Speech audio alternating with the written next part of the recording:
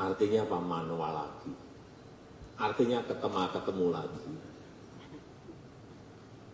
Dan akhirnya ditangkap oleh KPK. Ya, saat itu langsung ditangkap oleh KPK. Saya datang, karena saya datang ke sana.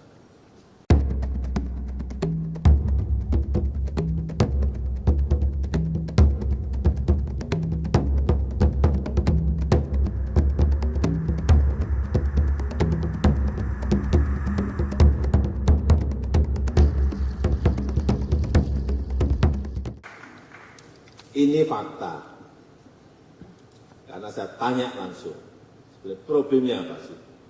Ini sama dengan konser musik, dengan event-event olahraga lainnya, nggak akan mungkin jauh dari yang tadi saya sebutkan tadi. Betapa sangat beratnya menjadi penyelenggara event di Indonesia. Padahal event di Indonesia itu setiap tahun, sekarang sebelum pandemi itu ada 4.000 event kurang lebih. Sekarang 3.700 event. Jadi sekali lagi, ini sudah saya kejar-kejar lama. Saya sangat mengapresiasi, sangat menghargai.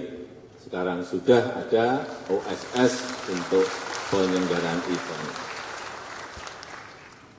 Tapi juga akan saya ikuti terus, akan saya cek terus. Karena yang terjadi dulu pernah di sebuah kementerian sudah dibuat OSS. Tapi karena nggak pernah dicek, nggak pernah dikontrol, sistemnya dimatikan. Artinya apa? Manual lagi. Artinya ketemu lagi. Dan akhirnya ditangkap oleh KPK. Ya, saat itu langsung ditangkap oleh KPK. Saya datang, karena saya datang ke sana.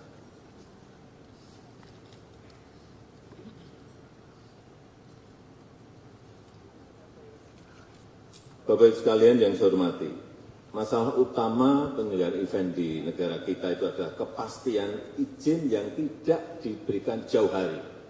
Jadi saya minta juga pada penyelenggara event itu mengajukannya jauh-jauh bulan sebelumnya, 6 bulan sebelumnya, setahun sebelumnya, mengajukan izin dulu. Artinya itu ada perencanaan yang baik, manajemen perencanaan yang baik, kapan event itu diselenggarakan.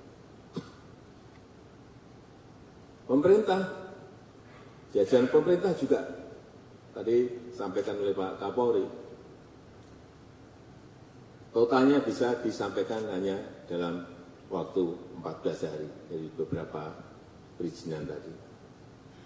Sehingga penyelenggara bisa mempromosikan eventnya, bisa menjual tiketnya dengan baik. Kalau harinya kurang, sehari kurang, bisa ditambah lagi, waktunya masih memungkinkan untuk melakukan itu. Karena juga yang saya dengar, sering mengajukan izin hanya seminggu sebelumnya. Dadakan seperti itu. Ya sulit. Kalau sudah didadak seperti itu. Jadi kita semuanya memang harus bekerja dengan perencanaan yang baik. Jadi kalau di internasional, artis pun kan juga jadwalnya padat, jadi memiliki planning yang jauh-jauh hari. Di kita juga sama, artis juga jadwalnya padat, harusnya penyelenggaraannya juga meminta izinnya juga harus jauh-jauh bulan sebelumnya, tidak dadakan.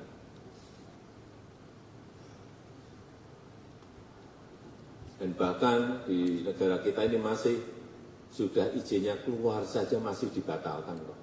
Kejadian itu saya nggak sekali dua kali mendapatkan keluhan itu. Sudah keluar izin saja bisa dibatalkan. Saya nggak tahu karena apa. Alasan karena keamanan.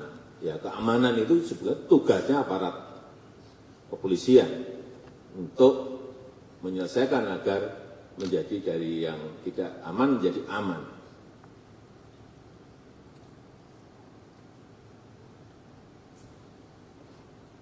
Oleh sebab itu, sekali lagi mengenai digitalisasi proses perizinan ini yang segera kita launching, harapan saya sekali lagi bukan hanya website layanan saja, tapi betul-betul memberikan kemudahan pengurusan, betul-betul memberikan kepastian jauh-jauh hari sebelumnya, betul-betul memotong birokrasi kita, dan sehingga munculnya adalah sebuah kos yang lebih murah dan lebih terbuka transparan.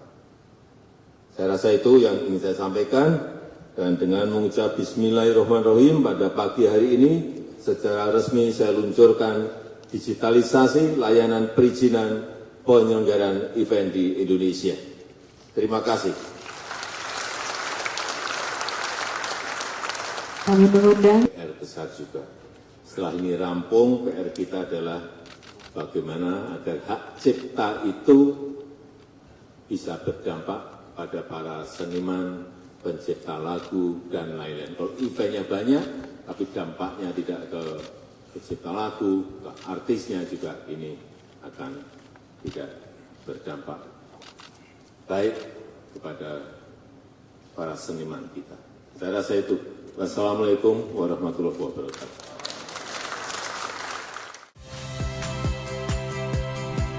Saya Yasir Neneama. Saksikan program-program Kompas TV melalui siaran digital, pay TV, dan media streaming lainnya.